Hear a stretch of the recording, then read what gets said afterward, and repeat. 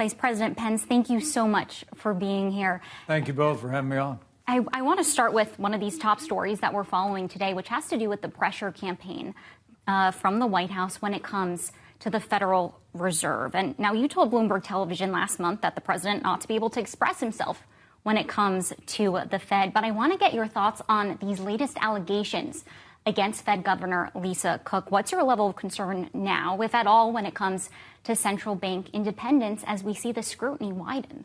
Well, certainly I think it'd be appropriate for Lisa Cook to respond to the allegations that have been made. I know the president's called on her to resign, but she has a right to defend herself. I did read today that federal home loan has found more than 22,000 Americans that have filed mortgages, claims, and 2 residences at the same time. And so I think she should answer for that, have a chance to answer for it. But what I hope is that the effort to push out another member of the Federal Reserve isn't just simply part and parcel of an effort to get Jerome Powell, who our administration appointed as Federal Reserve Chair, to lower interest rates or otherwise take action that would not otherwise be justified. I understand the president's frustration with Chairman Powell, and he's entitled to speak out about that. But my hope is that these latest allegations are not simply part of that overall pressure campaign and can be given and afforded the due process that they deserve. Mr. Vice President, we'd like to turn to another topic we've been covering very closely this week. Of course, that is the question of the president's effort to end the war in Ukraine through a settlement between Volodymyr Zelensky, the president of Ukraine, and his Russian counterpart. You have met Vladimir Putin before. Do you believe that President Trump is perhaps putting too much trust in the Russian leader and his willingness to end the war? Well, first, I have met Vladimir Putin. And it's clear to me that Putin doesn't want peace. Putin wants Ukraine. And I commend President Trump for continuing to pursue peace in Ukraine today. He is, quite frankly, surrounded by a lot of isolationist voices in and outside the administration that, frankly, would have cut Ukraine off a long time ago. And so I'm grateful the president has stayed after it. I'm grateful that he renewed military support.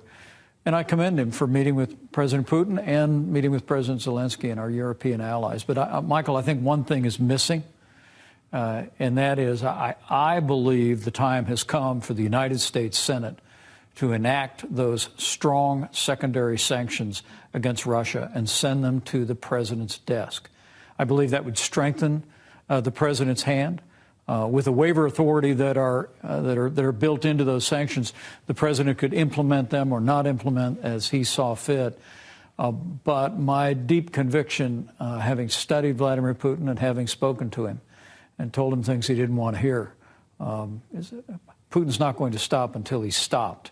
So while the president continues on one hand on a vigorous track of diplomacy, I think the time has come for the U.S. Senate to put on the president's desk those strong secondary sanctions that will make it clear to Vladimir Putin and to the Russians that unless they choose the pathway of peace through diplomacy, we will continue to provide military support and we will pass the kind of secondary sanctions that will literally break their economy. What about so-called secondary tariffs against China? Would you be in favor of the administration moving towards that against Beijing like we've seen them take against India, even if some of the argument has been that they haven't done that yet because they don't want to risk the trade talks that are happening right now with China? Well, I have to tell you that the secondary sanctions against China and other countries that are essentially fueling the Russian war machine, sanctions at 500% would have a devastating effect on the Russian economy. Now, I have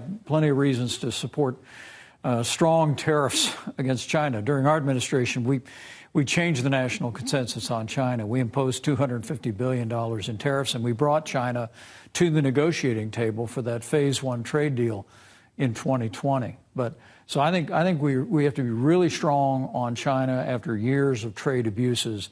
But otherwise, I believe we ought to be pursuing free trade with free nations. We ought not to be cheering on $150 billion in tariff revenue that's ultimately paid by American consumers and American businesses, but rather we ought to be looking to lower tariffs with free nations around the world, even while we stand firm with places like China. We do want to get to trade, but I have one other for you when it comes to Russia, because a large part of the discussion this week has been around security guarantees. But we've had reporting here at Bloomberg News that there are doubts growing about what those guarantees can look like, because Russia wants to have a say in what those guarantees are going to be. What is feasible in your view? What can the U.S. push for here when it comes to guaranteeing Ukraine's future, particularly when we know that this will likely be led first by Europe, but then with the United States backing?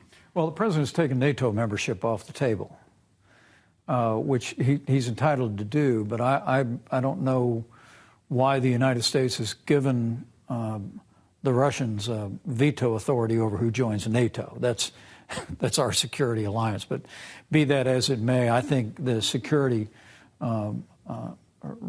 commitments that we should make should reflect NATO. They should be, in a sense, like Article 5, where the United States provides whatever's appropriate, not boots on the ground, but the kind of strategic support that's necessary to ensure that once Vladimir Putin is stopped, that he doesn't go forward at all. And if I can come back, the reason I'm so confident and so adamant about the Senate needing to move these secondary sanctions is because it was back in 2019 that President Erdogan sent the tanks across the border into Syria. They were raging down on top of our Kurdish allies. And President Trump put me on a plane on Air Force Two and sent me to Turkey to negotiate a ceasefire. And what I would tell you and your viewers is, in that negotiation with President Erdogan, what was persuasive to him was the fact that President Trump had given me a series of sanctions that would be imposed on members of Erdogan's government unless he agreed to a ceasefire to allow us to evacuate our allies from the border region. As you remember, we secured that ceasefire. Our Kurdish allies were able to evacuate safely. And that's why I really do believe that it would strengthen President Trump's hand if, when the Senate comes back, one of their first acts would be to send those secondary sanctions, that tough bill, to the president's desk, let him sign it, implement it at his choosing with the waiver authority. But I really do believe that at the end of the day, we've got to have that hand reached out in diplomacy and negotiations, but the other hand reminding Vladimir Putin and the Russians that there will be severe consequences, as the president said there would be, if the path of diplomacy fails. Mr. Vice President, we wanted to move on to domestic politics and those questions, and that includes redistricting. It's been a big topic this week, of course, with what's happening in Texas and California. As a former Indiana governor, would you support that happening in the Hoosier state? And what will be the long-term implications of this wave to redraw congressional maps? Well, Michael, as a former Indiana governor, I'll support what the current Indiana governor decides is appropriate with our General Assembly. You know, the Constitution gives the states the authority to set the time, place, and manner of elections, and I respect that. I also understand the frustration that the president and many Republicans have felt. I mean, there were states the president and I, the two times we ran together, won 35, 40% of the vote, and yet the congressional delegation from that state is more like 20% or less. Some states where we enjoyed 35% support, there are no Republicans in Congress. You know, there's an old saying that what you sow, you reap, and the heavy-handedness of many Democrat legislatures and governors over the years has set into motion this pathway. So I'm going to let people in Indiana and other legislatures make those decisions. But at the end of the day, it'll be the American people that decide. Well, no matter what happens when it comes to 2026, 2028, we know the economy is going to remain a top issue for American voters. And this week, U.S. soybean farmers said that they were near a, quote, trade and financial precipice and cannot survive a prolonged trade war, particularly when it comes to China. I've learned that Indiana is a top 5 soybean producing state. Are you concerned about farmers? And do you think that this administration is planning enough ahead to protect U.S. farmers? I always believe that trade means jobs. And in our administration, whether it was in negotiations with Canada and Mexico or in the strong stand we took with China imposing tariffs, it was always about lowering trade barriers and ending subsidies and ending trade abuses.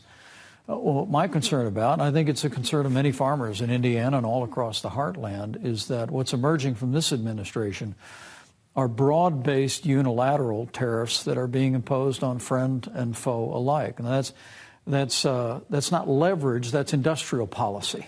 And I believe, that history shows, and even somebody that knows a little bit about economics knows that American companies and American consumers pay American tariffs.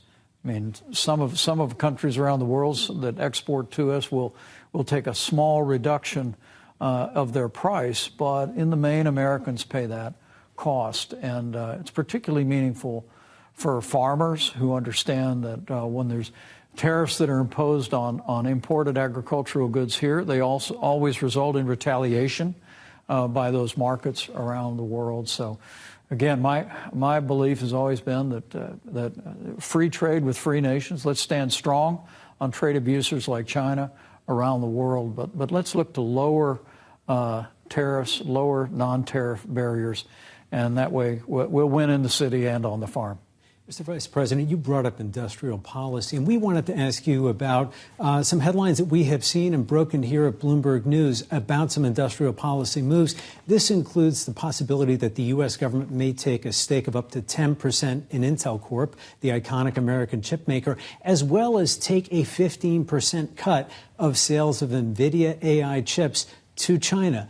Were those kinds of ideas on the table during your time in the first administration? And do you think these things are a good idea or a good strategy? This was not a strategy that we employed during the Trump-Pence years. And I have great concerns about having the U.S. government take a position with the golden chairs in Nippon Steel or just the latest discussions about taking a percent of Intel. Now, the Nvidia agreement is even more problematic. I mean, we have export controls in place to protect our national security. The limitations on the ability of Nvidia to sell, to chips to China was on the basis of our national security. Simply taking 15% of those sales doesn't serve our national interests or our national security, I would argue. And so I think we need to take a step back on all of this. I'd encourage the administration. And if I was speaking to the president, I'd encourage him to, it's time for us to think twice. State-owned enterprise is not the American way. Free enterprise is the American way. And a refereed private sector with less taxes and less regulation has created the most prosperous economy in the history of the world. And if we stay on that path, that'll always be true. Mr. Vice President, the last minute that we have with you, we do want to ask you about news of day. I would love your thoughts about President Trump's decision to call in the National Guard to Washington, D.C. Do you think that this was the right move? I strongly support the president's decision to use his authority under the Constitution, and even consistent with the Home Rule Act, to really bring safety back to the streets of Washington, D.C. I know there's a lot of debate about statistics, but, honestly, if Washington, D.C. was a state, it'd have the highest homicide rate in the country. I mean, 1,600 violent crimes this year alone in a city this size is just astounding. And I think the residents of this city and people around the country appreciate the president taking the steps that he's taken to create safety on the streets of our nation's capital. And I fully support efforts by the president to provide resources for states and local communities to make every city and every town in America safe. Former Vice President Mike Pence, thank you.